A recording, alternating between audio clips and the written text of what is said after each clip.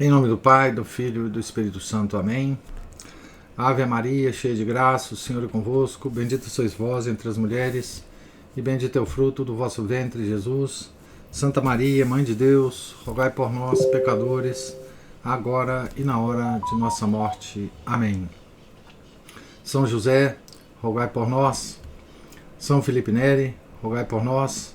Santo Tomás de Aquino, rogai por nós. Nossa Senhora de Fátima, rogai por nós. Em nome do Pai, do Filho e do Espírito Santo. Amém. Bom dia a todos. Nós estamos aqui na página 163 do livro Ao Pé da Cruz, ou As Dores de Maria, do padre Frederick William Faber. Mas ainda falta contar a parte mais aflitiva desta dor, da segunda dor, da fuga para o Egito, né? E não há ninguém que possa contá-la como devido. Poderíamos entendê-la se tivéssemos uma revelação do coração de Maria. Mas mesmo assim não poderíamos traduzi-la em palavras. Era uma mistura de dor cortante, de sentimento ferido, de angústia tão grande que parecia impensável, de um horror que ansiava não acreditar no que estava vendo, de choque de todos os amores do seu imaculado coração. Brotava da visão clara que ela tinha na segunda dor, do ódio dos homens contra Jesus. Bela criança, embainhando maravilhosamente bem as cortantes grandezas da divindade na bainha da carne de um verdadeiro bebê. Existiu alguma vez algo tão atraente, tão impassível de ódio, como aquela abençoada criança? Por que os homens se voltariam contra ele assim? Por que os olhos dos reis romperiam a coberta de sua inócua obscuridade, como linces selvagens? E por que teriam sede da pequena corrente de seu sangue, como se ele fosse uma presa tentadora para as naturezas selvagens? Inofensivo, indefeso, quieto, pedinte, belo. E os homens expulsam-no seus abrigos como se fosse um monstro, impiedoso, tirânico, ensanguentado, tendo ao seu redor a repulsa de uma grande iniquidade e de um obscuro crime secreto. E ela sabia quão belo ele era, e, portanto, quão inominável era o sacrilégio daquele exílio cruel, daquela perseguição assassina, que só terminou no exílio porque Deus não lhe permitiu ir mais longe e poupou da ferocidade a vítima. Ela sabia também que ele era Deus, o Criador entre suas criaturas, e conquanto ainda não tivesse interagido com elas, nem sequer falado com elas, mas apenas as tivesse olhado com sua doce face, elas estão atormentadas e inquietas, sentem-no como um fardo. Embora aquela que o carrega pelo deserto pudesse testificar que ele é mais leve que uma pena, ou ao menos parece assim ao seu amor materno. E por fim o expulsam antes mesmo que ele possa andar. Eram essas as boas-vindas esperadas por Deus durante aqueles 4.000 anos. Céus misericordiosos! Não é o amor divino algo simplesmente incrível?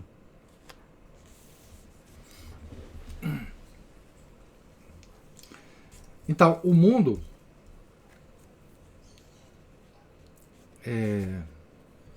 já não aceitou Nosso Senhor Jesus Cristo desde o início, né? O mundo resistiu a ele desde o início, antes dele falar qualquer coisa, dele fazer qualquer coisa. Só a perspectiva da existência dele para o mundo era motivo para a perseguição implacável da Sagrada Família, né? Então, o príncipe do mundo, né? O príncipe do mundo, ele sabia, né? O que significava aquela criança, né? Aquele Deus encarnado, né? Ele sabia o que significava a encarnação, né? Que é o mistério maior da nossa fé, né? Não há nenhum mistério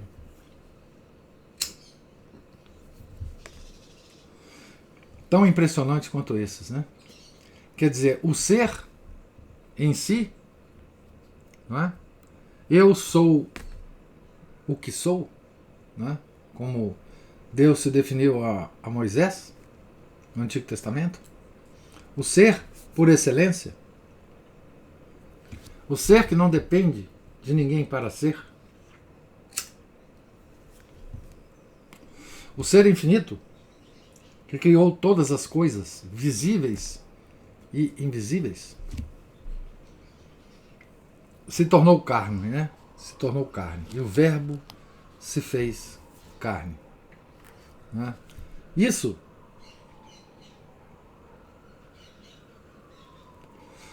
é um momento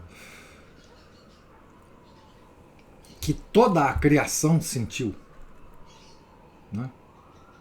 Toda a criação sentiu.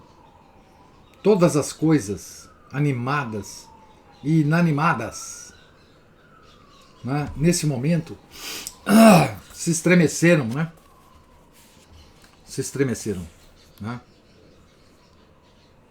É um momento, e ele fala aqui, né? Deus esperou 4.000 anos para isso, né? Ou seja, desde a queda de Adão, né?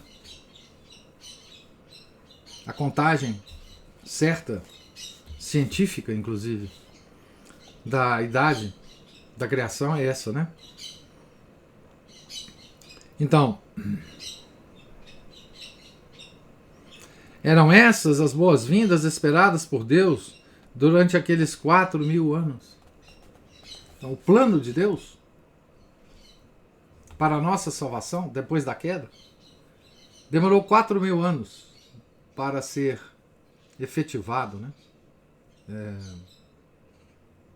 Por que 4.000 anos, né? Porque ele tinha que preparar um povo, né? Aquele povo do qual nós somos herdeiros, né? Aquele povo temoso, né? Aquele povo que ele teve que castigar várias vezes. A própria encarnação, né? Já foi motivo. Então, Nosso Senhor foi perseguido não só porque ele falou e realizou milagres, né? Ele foi perseguido porque ele se encarnou. Deus se encarnou, né? Todos os amores de seu coração foram esmagados. Jesus era odiado. Se os homens simplesmente o tivessem evitado e saído do seu caminho, já seria uma dor intolerável. Se eles o tivessem negligenciado com indiferença, como se ele não fosse de sua conta, mas fosse apenas um homem, como lhes diziam seus sentidos físicos, né? Mais um na população mundial, e se fosse, por outro lado, um homem pobre e comum, mesmo isso seria uma agudíssima aflição para Nossa Santa Senhora, né? Pois os homens ignorarem, compreenderem mal e desconsiderarem Jesus, seria um espinho perpétuo em seu coração, que ninguém poderia extrair. Mas ele era odiado. E aí estava ele, adejando como uma partícula no deserto, fora do olhar do povo que ele amava, mais que a todos os que viera salvar. Ele amava-o com muitos amores, por muitos direitos e por muitos títulos. Foi ferida separadamente e amargamente em cada um desses amores. Era criatura sua e sua mãe, sua com letra maiúscula, né? Amava-o com a mais intensa afeição natural, porque ela o havia gerado. Seu amor crescia maravilhosamente à medida que crescia sua beleza, sua com letra maiúscula, e sua experiência com ele, sua em letra minúscula. Né? Português é terrível. Né? Amava-o como ao Salvador e Redentor do mundo. Amava com perfeita adoração sua natureza divina e a pessoa do Verbo eterno. Além disso, para onde o amor poderia ir? Até onde poderia chegar? Mas ela também amava, e com entusiasmo, que era como uma segunda vida para ela, a glória de Deus. Sua exaltação pelas criaturas e a honra da majestade divina.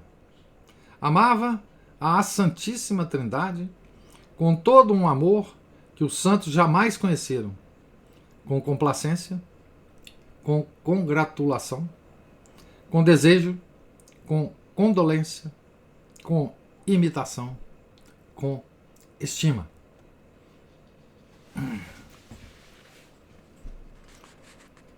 Agora, Jesus era o próprio fim apontado por todas essas glorificações de Deus. O próprio monumento em que elas se afixavam, a própria fonte de onde brotavam, a própria comida com que seriam todas satisfeitas, o próprio preço que era igual ao valor, o meio, o único meio, porque Maria poderia amá-las como queria, as criaturas. Né? Não havia nada mais querido de Deus que não fosse ultrajado e ferido neste atentado à vida de Jesus, neste ódio ao Filho que ele enviara. E temivelmente, como os estigmas dos santos, passavam sobre o coração ardente de Maria estas muitas feridas do objeto eterno de seu amor. Olha como é que o Padre Faber nos apresenta, não é, a adoração perfeita de Maria ao Verbo encarnado, né? Ao seu Filho muito querido.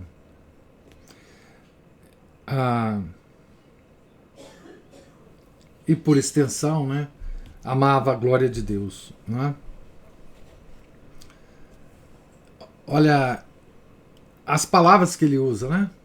É muito importante, porque define as várias perspectivas de uma adoração. Né? Essa coisa que pode parecer piegas para nós, né? Pode parecer coisa de velhinha do interior, né? Aquelas velhinhas ignorantes, né? Olha, são palavras fortes, né? E significativas, né? E que nos dá uma orientação, né? Sobre como adorar a Santíssima Trindade, né? Então, amava a Santíssima Trindade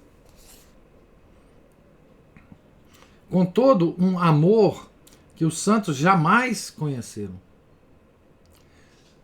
Com complacência, com congratulação, com desejo, com condolência, com imitação, com estima.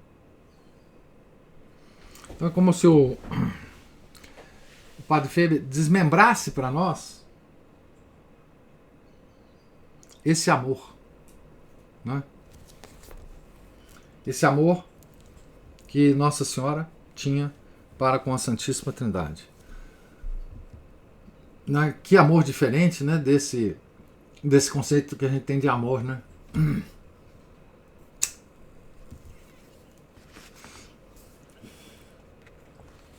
Esse conceito de amor como gostar, né? Então, por isso é que esse conceito de amor nos impede de fazer uma verdadeira adoração, né? Se a gente vem encharcado com esse conceito de amor, a gente não consegue chegar a fazer uma adoração minimamente razoável, né?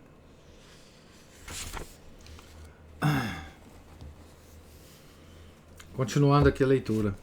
Isso não era tudo. Ela amava os homens. As próprias esposas e as próprias mães nunca os amaram como ela os amou. Nenhum missionário jamais esteve inflamado de paixão pelas almas como ela. Ela tinha todos os seus interesses no coração e os interesses de cada um deles. Teria morrido para salvar o menor deles, se o sacrifício limitado por uma mera criatura pudesse merecer sua salvação. Teria sofrido torturas para afastá-los de um único pecado por causa deles e por causa de Deus. Mas precisamos de mais palavras? Dar-lhes-ia Jesus. Já decidira. Ou melhor, já havia virtualmente realizado isto. Como os homens aferiam agora em seu amor não correspondido, desdenhado, como se lhe lançassem de volta. Ela estremecia diante do abismo de escuridão, das possibilidades de separação de Deus que esse ódio a Jesus manifestava. E uma sorte de pavor sagrado atravessou-a quando percebeu nesse ódio uma terrível manifestação do poder e da malícia dos espíritos maus. Eles ainda não sabiam que Jesus era Deus, mas seus instintos os empurravam para perto de sua graça e de sua santidade por uma sorte de atração incompreensível, que, contudo, os deixava furiosos. Falando aqui dos demônios, né? E os homens cuja natureza, o Verbo, tinha assumido, homens para quem Jesus havia de morrer, homens de quem ela seria a mãe, até as mesmas tribos escolhidas de Israel, as 12 tribos, estavam todos quase possuídos por esses espíritos maus. Seguiam seu guiamento, executavam suas ordens, sem saber quão terríveis eram as coisas que faziam. Não poderíamos conceber como, do fundo do mais quebrantado de todos os corações, a Mãe da Misericórdia antecipou aquela doce oração onipotente de sua criança. Pai, perdoai-lhes, porque não sabem o que fazem. Impressionante isso aqui, né? Impressionante. Maria, não é? O Imaculado Coração de Maria, né? Aquela criatura belíssima, mais bela criatura que Deus criou, né? Ela,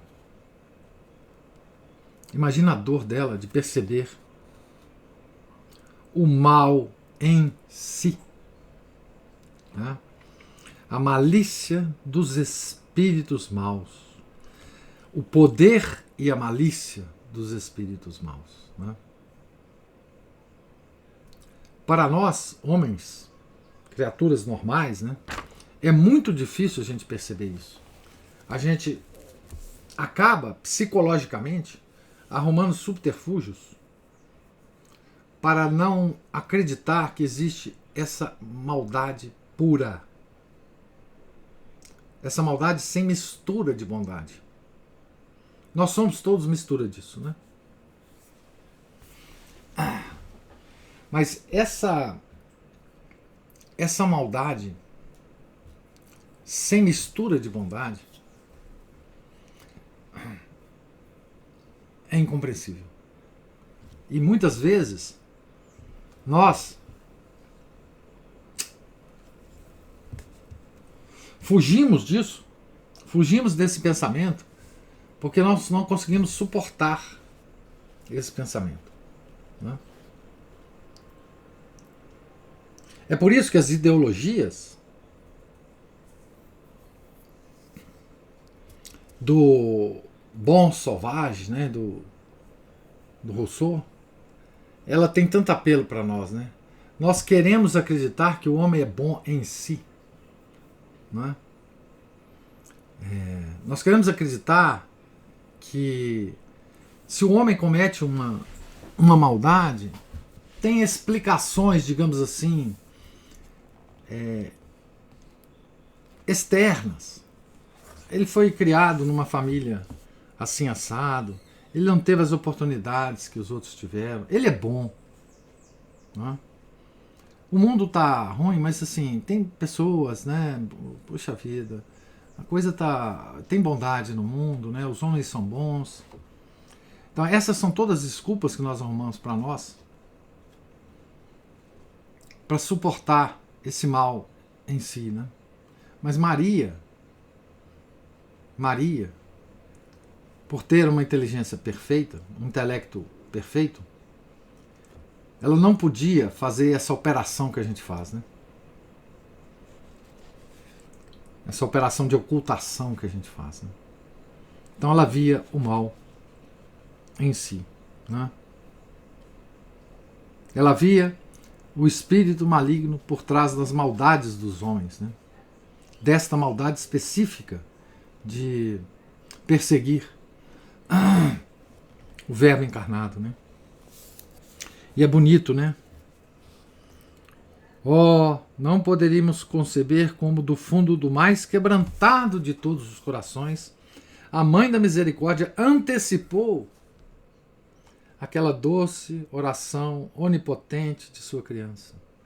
Pai, perdoai-lhes, porque não sabem o que fazem. Porque não sabem o que fazem.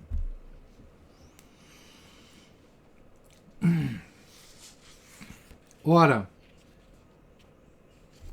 a segunda dor, como já se disse, não foi um mistério passageiro. Não era uma ação completa, acabada de uma vez. Espalhou-se por longo tempo, durou anos. Ao longo de todos esses anos, Maria tinha de sofrer todas essas dores. Além dos 7 anos de estada no Egito, a qual largava a ferida de seu coração exilado, dia a dia, esta dor, ela dupla, tinha um eco.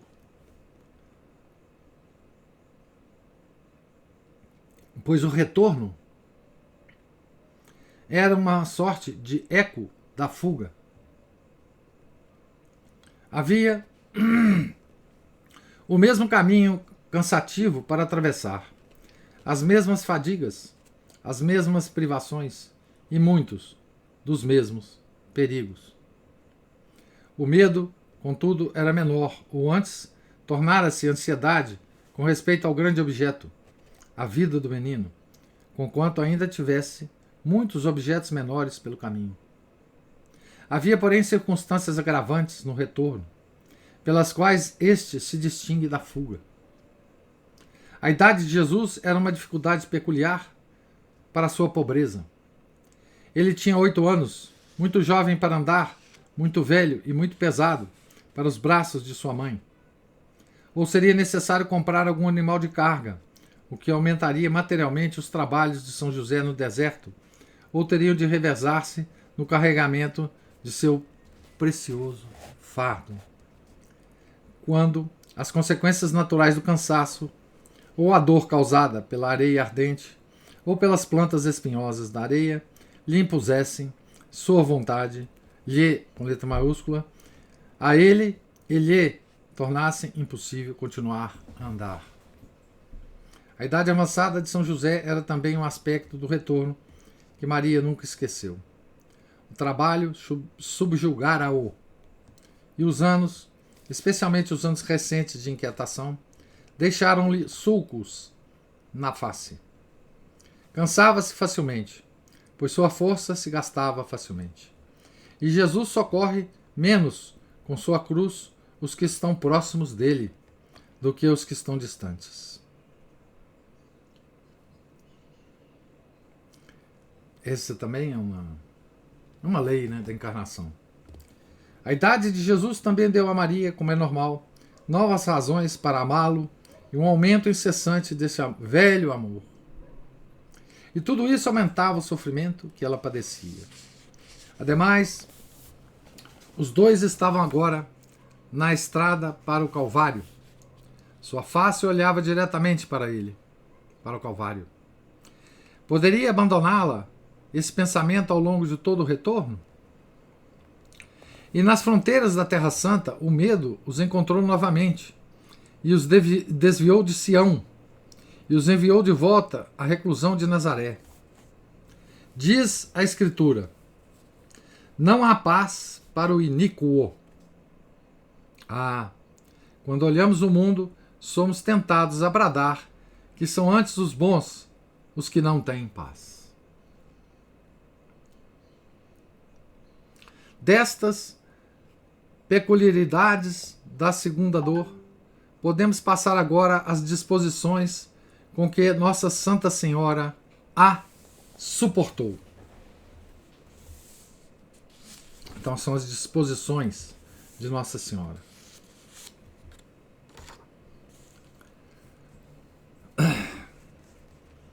Para coligir-se muito do que já se disse, pode coligir-se muito do que já se disse, mas devemos dirigir especialmente nossa atenção a 3 pontos.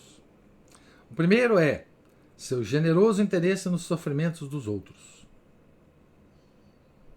Era como se seu coração tivesse sido posto no coração dos outros para sentir, amar, sofrer e ser torturada.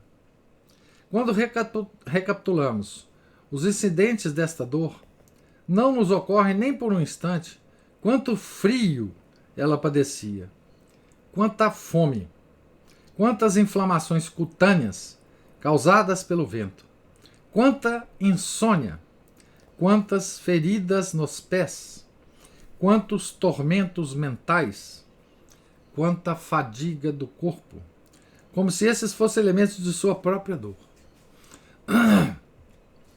São sofrimentos que nós, seus filhos, não esquecemos, e como sofrimentos faziam parte de sua perseverança.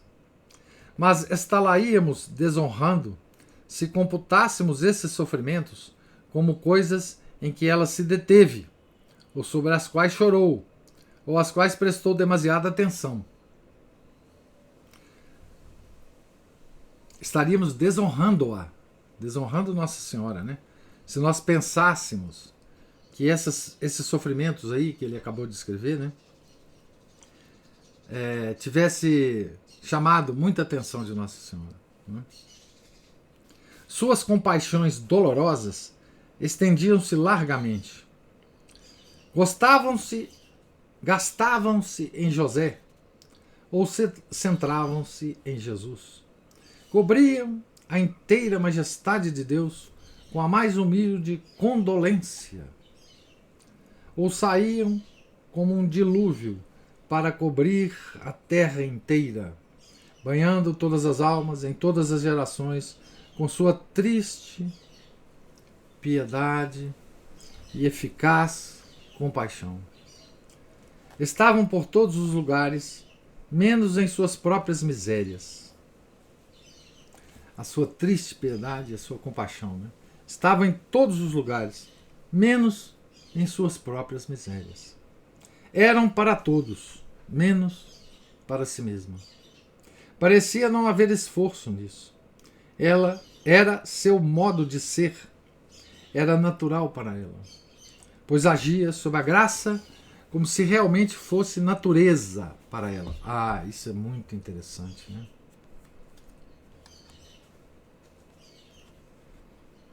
O que ele fala, né? Como vocês sabem, Padre Feber é um grande teólogo místico, né?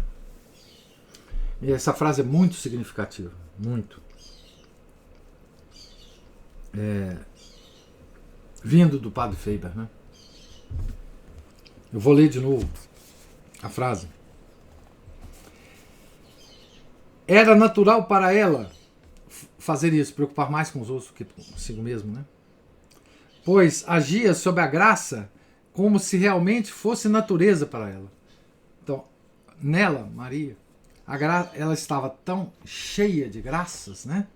Graça plena, que a graça era quase que como se fosse a sua própria natureza.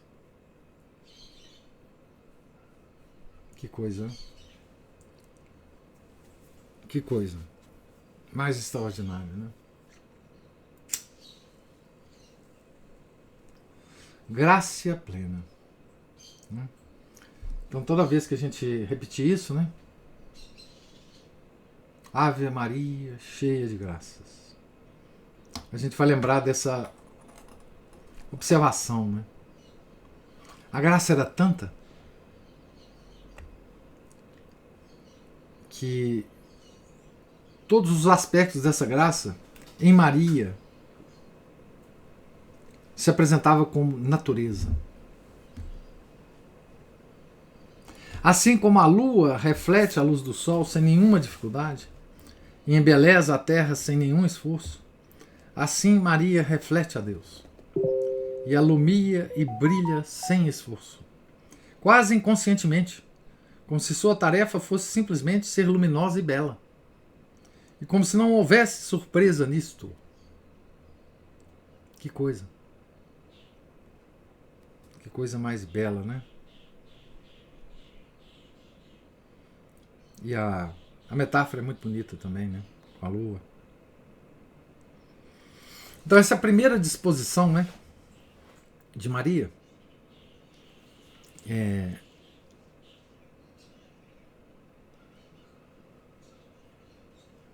com que ela enfrentou a dor, né? Padre Feber chama atenção para as dores comuns, né? Que para nós seriam as dores, né? Ele cita, né? Quando recapitulamos os incidentes desta dor, da segunda dor, não nos ocorre nem por um instante quanto frio ela padecia, quanta fome, quantas inflamações cutâneas causadas pelo vento, quanta insônia, quantas feridas nos pés, quantos tormentos mentais, quanta fadiga do corpo, como se esses fossem elementos de sua própria dor. São sofrimentos que nós, seus filhos, não esquecemos, e como sofrimentos faziam parte de sua perseverança. E ele ainda diz: mas está-la-íamos desonrando se computássemos esses sofrimentos como coisas em que ela se deteve, ou sobre as quais chorou, ou às quais prestou demasiada atenção. Né? Graça plena. Ave Maria, graça plena. Não é? Então, ela não se preocupava com si mesma, né? Senão com os outros, né? Com triste piedade e eficaz compaixão. Triste piedade e eficaz compaixão. Eu vou parar por aqui. Ele vai descrever, né, agora a segunda disposição e depois a terceira disposição, mas nós voltamos isso nisso amanhã, se Deus quiser, né? Para dar um tempo para a gente conversar um pouco sobre a leitura de hoje, né?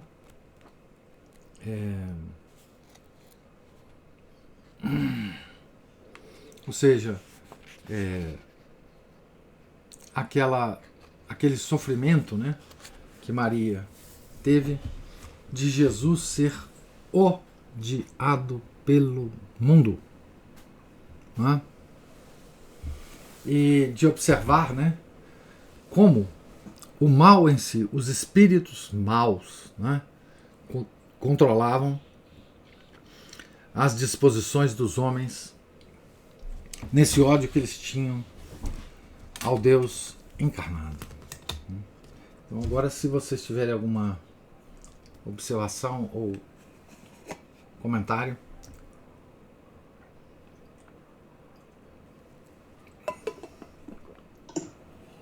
O senhor falou sobre a maldade dos homens. A gente já cansou de ouvir aquela frase que diz que o maior ardil do demônio é fazer com que nós não acreditemos na sua existência. Isso. Só que aí a gente pensa no demônio, vamos dizer assim, na personificação do demônio.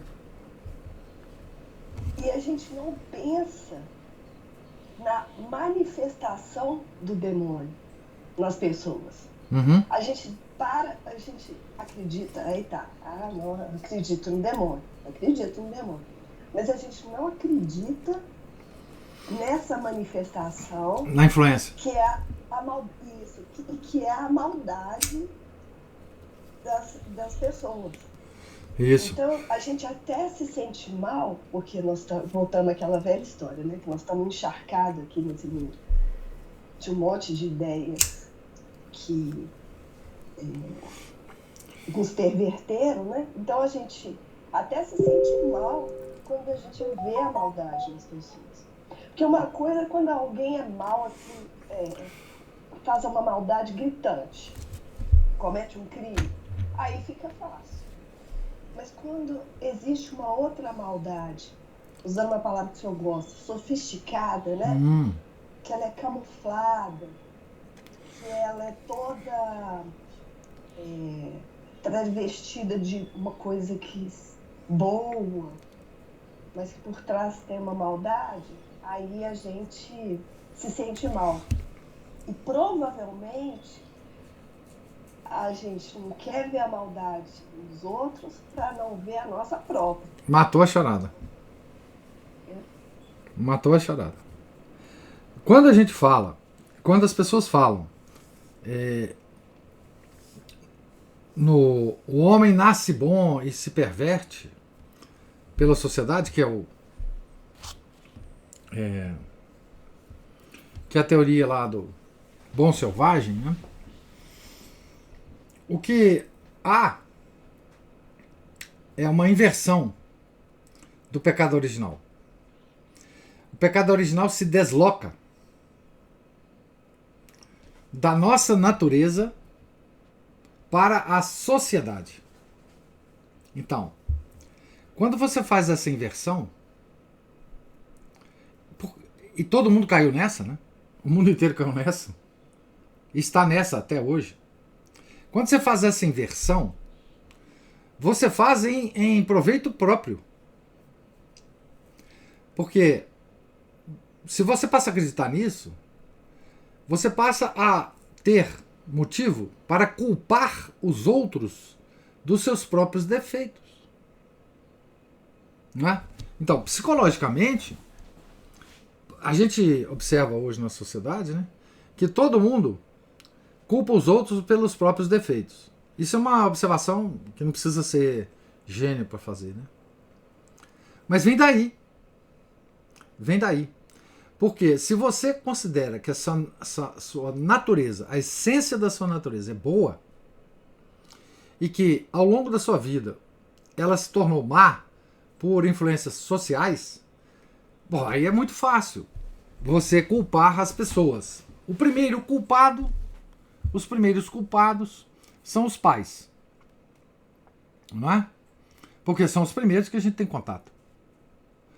Então, a Rousseau ainda não tinha vivido na época freudiana, como a gente vive. Então, Freud veio para explicar cientificamente o mal que os pais nos fazem. Né? A segunda coisa, depois dos pais, nós temos contato com as pessoas normais, nossos familiares, depois a sociedade. Então, os males vão se acumulando em nós, não por nossa culpa, mas através desses agentes. Bom, como que você corrige isto para que o homem não seja manchado por esses males sociais, corrigindo a sociedade? Então, as correções da sociedade vieram através das ideologias. Então nós temos que consertar a sociedade como? Com o comunismo, com o socialismo, com isso, com aquilo. Então, quando você inverte o pecado original, porque agora o pecado original é social, você inverte toda a civilização católica. Toda. Porque a nossa religião nos ensina o seguinte: o problema está na natureza do homem. Na natureza do homem. Não está na sociedade. A sociedade é só um espelho da natureza caída do homem. E como você corrige isso, segundo a nossa religião? Corrigindo os indivíduos. Como que a igreja faz? Qual que é a metodologia da igreja? Você tem que frequentar os sacramentos para que o pecado original tenha cada vez menos força em você. Esse é o caminho católico. Tá certo? Quando você inverte, você cria uma nova forma de purgar o pecado original que não está mais em você, está na sociedade. Então a sociedade tem que fazer penitência. A sociedade tem que frequentar sacramentos, não mais os nossos, mas há sacramentos sociais para purgar esse pecado. Então toda a nossa civilização hoje é construída por essa inversão. Não é? Que é demoníaca em si. Não é? Então, voltando ao princípio da sua fala, Ana Paula. Há uma frase muito, muito interessante em relação ao demônio. Diz o seguinte: com o demônio você não deve nem desconhecer sua existência, nem supervalorizar sua existência. São duas atitudes que o demônio adora. Primeiro é desconhecer que ele exista. Segundo é dar muita importância a ele. O nosso caminho é mais ou menos intermediário. Né? Mas Nossa Senhora não tinha a nossa inteligência, a nossa percepção, né? Claro. Ela via as coisas como elas eram. Porque os atributos... Porque ela não era manchada pelo pecado original. Os atributos dela, os atributos da alma dela eles funcionavam perfeitamente. Né? Vontade e inteligência. Né? Então ela via muito mais claramente que a gente. E essa visão dos espíritos malignos, e principalmente da influência deles nos homens, ela via com a clareza que nós não conseguimos imaginar. E isso era fonte de dor para ela. Porque ela via que essa malícia se dirigia exatamente contra o seu muitíssimo amado filho, que é a antítese de tudo isso. Né? E isso é que causava dor. Né? Agora, essa troca, esse deslocamento do pecado original do indivíduo para a sociedade é a marca especial da nossa civilização. Não há Enfim, não há desculpa para isso. Tá? O Felipe fala aqui, tem uma expressão muito comum que escuto por aí. O ser humano é muito difícil. Está muito difícil. O ser humano é difícil mesmo. Qual que é a dificuldade do ser humano? A dificuldade do ser humano é que ele é um ser no exílio. Um ser no exílio. Ele não foi criado para viver onde ele está. E a maioria de nós imagina que este é o nosso estado permanente. Né? Essa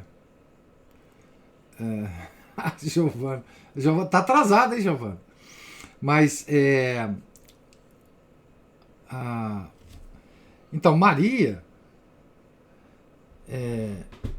ela via claramente o que a gente só vê através de vislumbres, né, Ana Paula? O que eu acabei de falar são vislumbres em relação à visão que Maria tinha da realidade. Não só da presente, da época dela, né? Mas ela tinha uma ideia muito concreta, né, do desenrolar do tempo depois da paixão também. Né? Então, essa enfim, o fardo que ela teve que carregar, né? Que ela teve que sofrer, né? E essa visão é dolorida, né? Para nós que temos essa visão tão embaçada, tão prejudicada, tão minimamente focada, né? Já nos causa dor de pensar o que nós acabamos de falar para a nossa sociedade hoje, né? Da gente perceber quantas pessoas, quantas almas vão se perder hoje no mundo. Imagina para Nossa Santa Senhora, né? Não tem.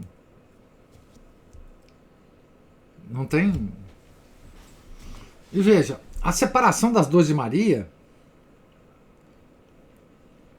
é uma espécie de separação pedagógica que a igreja sempre fez e que Padre Faber está explicando de maneira excepcional aqui para nós, né? Mas elas eram um combo, né?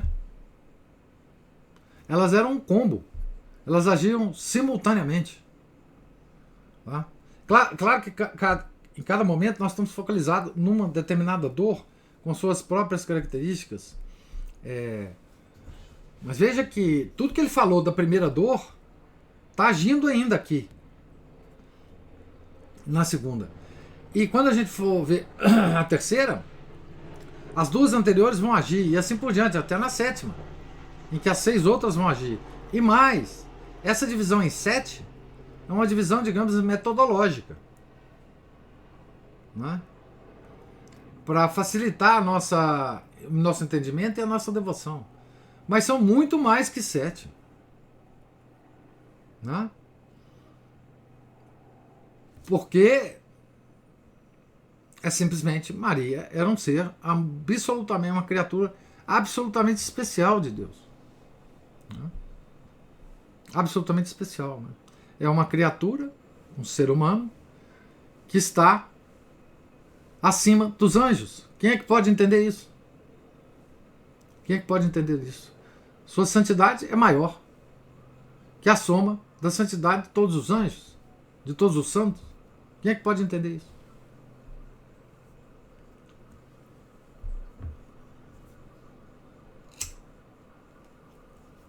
E outra coisa que falou aqui novamente hoje, o senhor já até comentou alguma coisa, mas São José,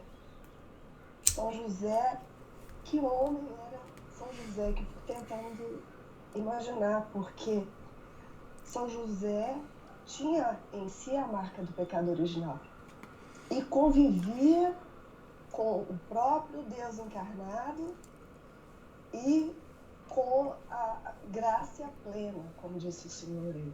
Então, que tipo de homem era esse homem? Pois é. Não é? Imagina isso, né? Imagina o cotidiano de São José, né? Imagina que ele tinha diante de si, não é? O Verbo encarnado e a maior criatura que Deus criou. Quer dizer, como ele era, digamos assim, santamente esmagado por essas duas figuras. E outra, ele não tinha nem muito tempo de ser esmagado por essas duas figuras, porque ele era o protetor dessas duas figuras. O protetor. Não é? O protetor da Sagrada Família. Ele tinha que dar conta a Deus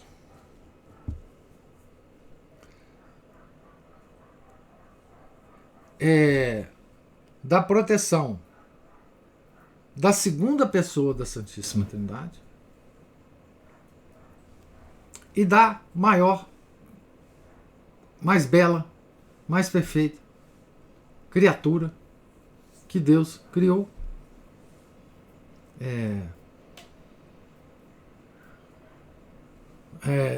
Eu não consigo imaginar, né, esse fardo, né, que ele carregou, né? É por isso que Garrigou-Lagrange ele ousa afirmar que a santidade de São José era maior do que a de São João Batista. Outro que foi concebido com pecado original e depois foi santificado pelo próprio Nosso Senhor, né? Mas São José é uma figura altíssima nos graus de santidade, altíssima. Ninguém pode, enfim, imaginar a santidade daquele homem, né? A humildade, a vontade de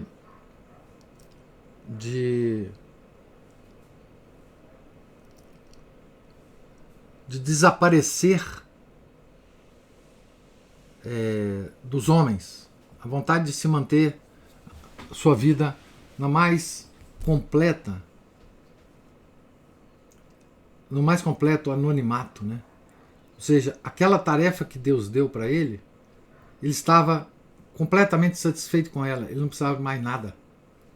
Ele teria que proteger a Sagrada Família até um certo momento e depois ir para o céu. Não é? Ir para o céu. São José é uma figura extraordinária, né? E eu imagino que, por intuição ou por revelação, São José percebia as dores de Maria. Percebia as dores de Maria, né?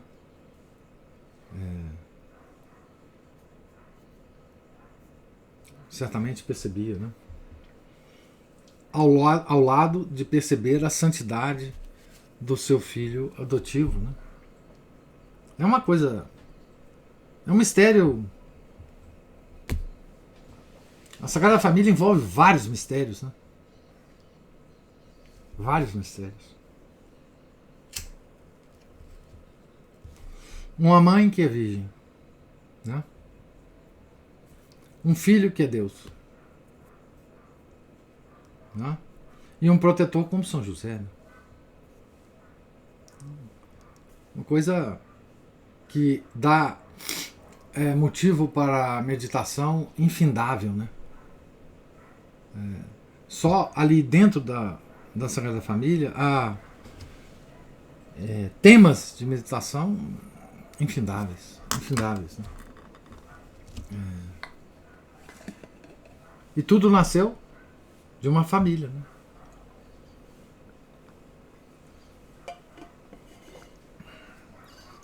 Nossa Senhora é o resumo, o modelo do que deve ser uma mulher na sociedade, né? A igreja sempre teve a mulher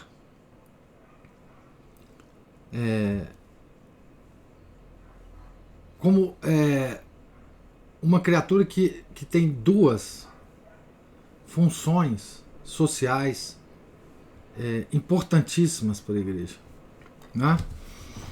Sempre foi assim, né? Até, enfim, uns certas décadas atrás. Mas era o seguinte: a mulher para a igreja, ou ela é virgem, portanto religiosa, não é? Então ela vai ser freira, não é?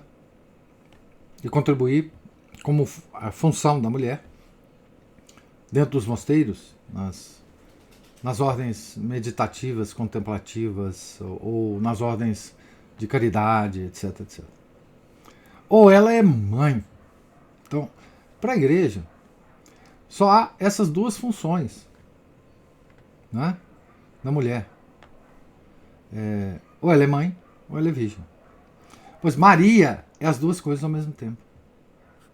Então, ela cumpriu as duas funções da mulher conjuntamente.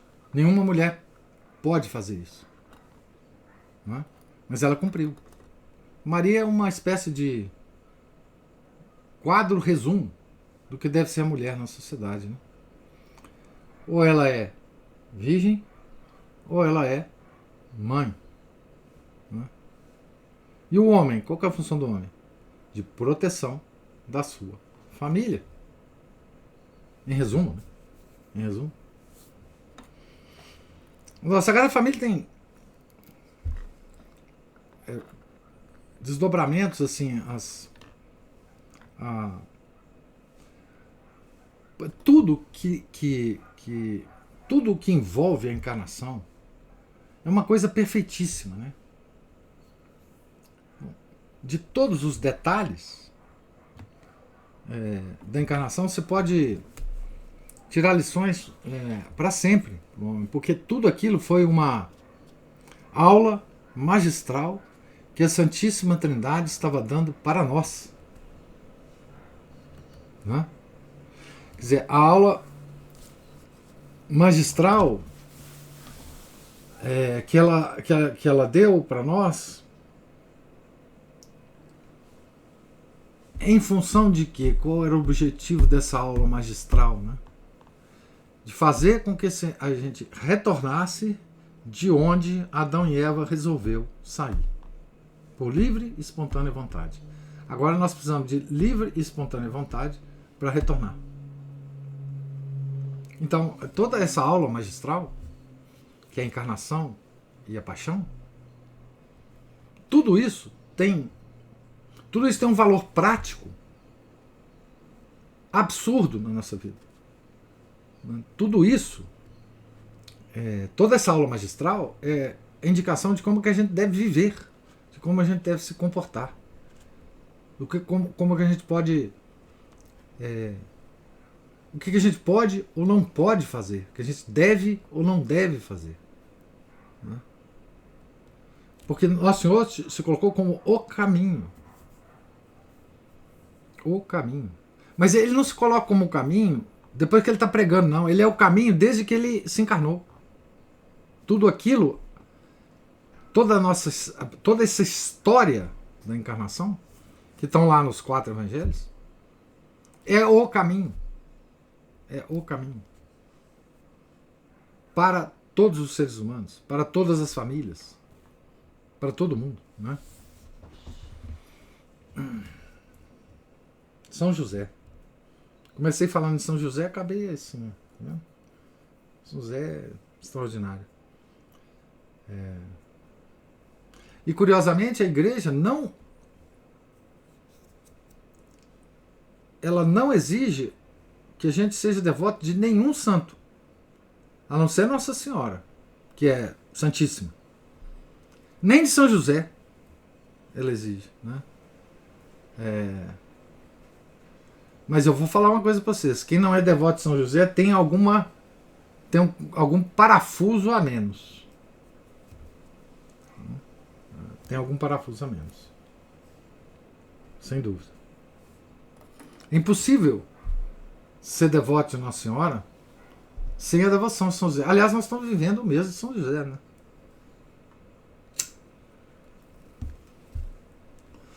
O mês de São José é esse, né? Março, sempre na quaresma, né? Mas é o mês de São José. São José.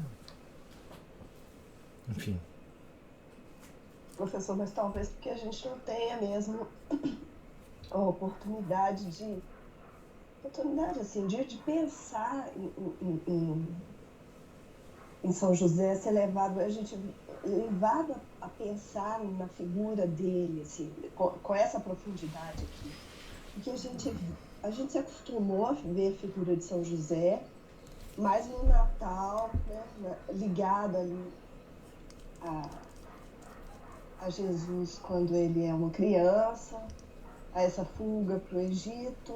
A gente vê ali no presépio, mas a gente não pensa nessa profundidade, não. Porque eu preciso conhecer a importância dessa encarnação, a importância de Nossa Senhora, essas dores, como que Nossa Senhora era realmente, para a gente chegar em São José. Mas a gente não faz isso, não. Bom, pelo menos eu não tive. Não, também não. Eu também não. Nossa, isso... Só vê São José ali como aquela figura importante, sim, tal. Mas quase como coadjuvante, né? Coadjuvante. Tá ali porque tinha que ter um. Tá ali porque tinha que ter um. Não, São José é impressionante. A Juliana tá falando, sou muito devoto de São José. Meu filho se chama Joseph em homenagem a ele. Somos eu e meu esposo. Muito bem. As famílias católicas, né? Como que não são... Enfim. Porque toda família católica almeja pelo menos alguma semelhança com a Sagrada Família, né? E principalmente o homem, né, da família, ele tem que se espelhar muito em São José, né? Nas ações de São José, enfim, naquela figura paterna, protetora, né, de São José, né? Eu recomendo uma encíclica de Leão XIII sobre São José. Uma coisa muito bonita. Leão XIII tem 11 ou 12 encíclicas sobre Nossa Senhora, né? E uma sobre São José. A de São José é linda, lindíssima, lindíssima. Mas eu digo assim, São José ele tem muitos devotos, né? No mundo, né? Muitas igrejas consagradas a ele, etc. A igreja nunca esqueceu São José, né? E nunca esqueceu de estimular a devoção, né? A igreja até 60 anos atrás, né? Mas hoje eu reconheço que tem muitos devotos de São José, né? Embora talvez não conheça toda aquela... Porque a devoção ela tem que ser alimentada pelo conhecimento, né? Pelo intelecto, né? E isso é muito bom, porque torna a devoção mais autêntica, mais fundamentada, mais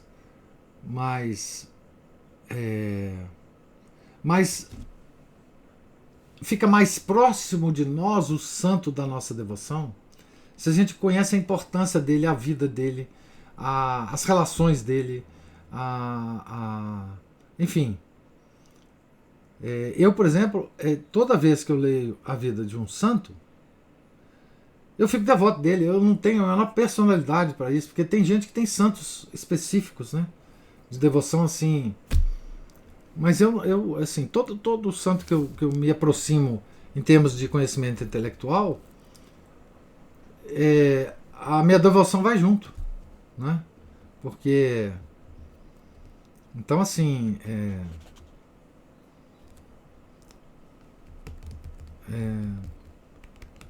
a gente, enfim, é bom sempre rezar São José, né? Porque, de qualquer forma, na pior das hipóteses, São José, veja que coisa interessante, né? No céu,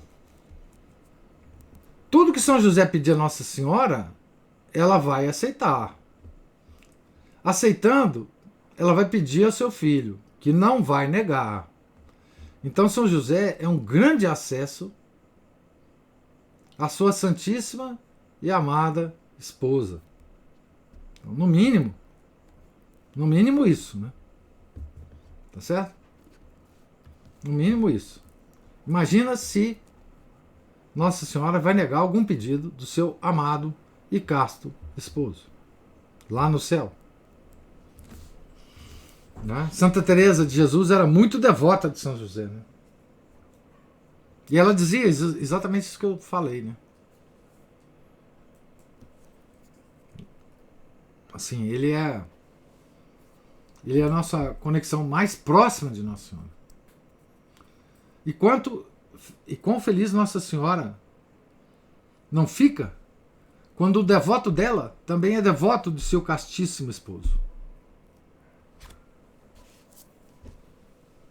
É uma forma de alegrar Nossa Senhora. Né? Forma de alegrar Nossa Senhora, ser devoto do seu castíssimo esposo.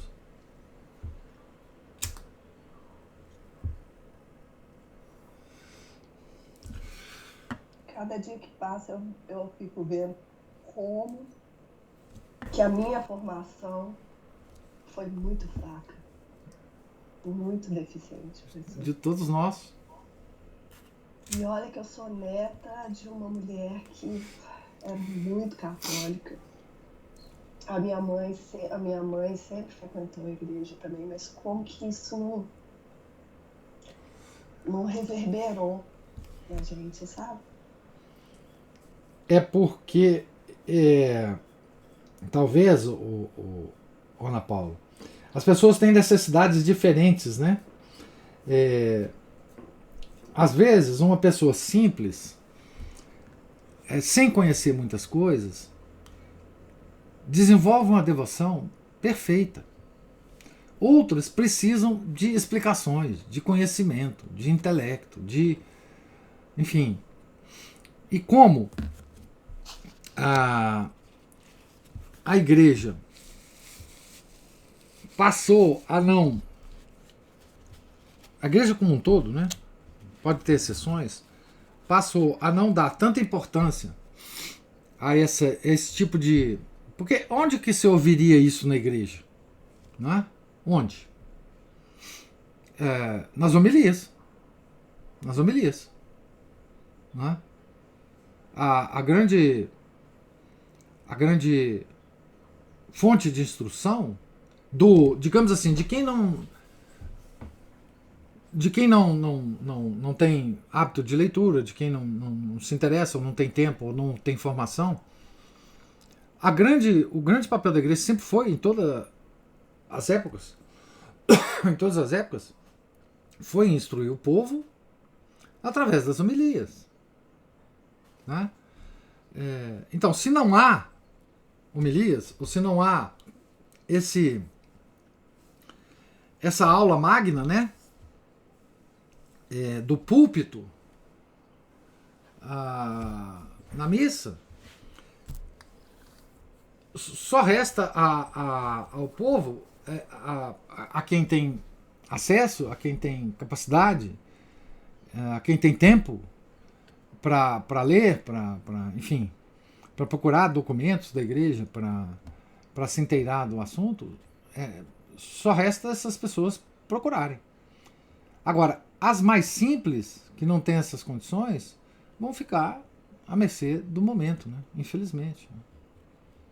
E você talvez não esteja dentre as pessoas que precisa dessa... Talvez não, eu tenho certeza que tem, né?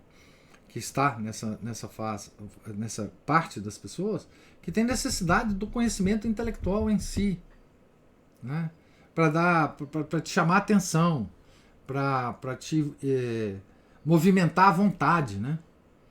Porque o intelecto tem isso também, ele vai movimentar a vontade. O pecado original complica muito essas coisas, mas nós temos. Nosso intelecto movimenta a nossa vontade. E para isso precisa de pessoas falando, né? Infelizmente não há mais, né? Encíclicas papais, né? Enfim, documentos comemorativos de não sei quantos, enfim. Então, por exemplo, a encíclica do Leão XIII sobre São José, pelo que eu sei, não foi repetida. Podia ter papas posteriores que fizessem encíclicas sobre São José referentes à encíclica de Leão XIII, né, por exemplo, renovando aquela encíclica, como houve com outras encíclicas de Leão XIII, né, a renovaram. Teve papas que falaram sobre o mesmo assunto posteriormente. Né? Mas, enfim, hoje as coisas estão muito complicadas. Né? Mesmo Nossa Senhora está sendo vilipendiada à torta e direito aí pela alta cúpula do clero. Né? Então hoje a gente não pode esperar, mas enfim, nós temos que nos contentar com os nossos próprios esforços, com os leigos vagabundos que estão falando por aí, e só. Vai fazer. Leigos vagabundos, assim como eu aqui, né? Então, assim, é o que nós temos, né? Eu sempre me gabei de nunca ter pegado recuperação no colégio, mas agora eu estou de recuperação. Nós pegamos todo ano, ué. Por isso que a igreja repete o ano, ué. Nós somos mestres em recuperação. Então, todo ano. Todo ano vem a festa de São José, né? De 19. É mais um ano pra gente. E sabe, a gente não lê a encíclica, né? Vamos ver se a gente tem tempo para ler a encíclica de Leão XIII sobre São José. Vamos deixar para. São José vai ser numa segunda-feira, né? Esse ano. E a festa vai ser movida mesmo, né? Porque ela cai num domingo de quaresma. E domingo de quaresma não. São os únicos domingos do ano que não admitem nenhum tipo de modificação, né? Então a festa de São José vai ser transferida mesmo, né? Oficialmente. Para segunda. Quem sabe na segunda a gente não lê essa encíclica, né? Nós juntamos e lemos essa encíclica.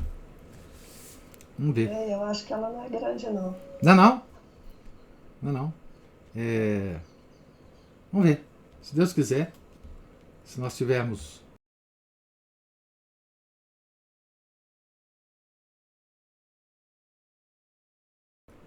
deu uma travada aqui, meu computador, não sei o que está acontecendo não. Mas então, gente, é isso, né? Alguma outra observação? Comentário? Então, Deus lhes pague a paciência, a presença, os comentários. Nós estamos então aqui na página 169, analisando as disposições com as quais a Nossa Santa Senhora enfrentou essa segunda dor. Né? Amanhã, se Deus quiser, a gente volta a esse ponto aqui, certo? Tenham todos um santo dia, fiquem com Deus. Em nome do Pai, do Filho e do Espírito Santo. Amém. Ave Maria, cheia de graça, o Senhor é convosco. Bendita sois vós entre as mulheres, e bendito é o fruto do vosso ventre, Jesus. Santa Maria, Mãe de Deus, rogai por nós, pecadores, agora e na hora de nossa morte. Amém. São José, rogai por nós. São Felipe Neri, rogai por nós. Santo Tomás de Aquino, rogai por nós. Nossa Senhora de Fátima, rogai por nós. Em nome do Pai, do Filho e do Espírito Santo. Amém.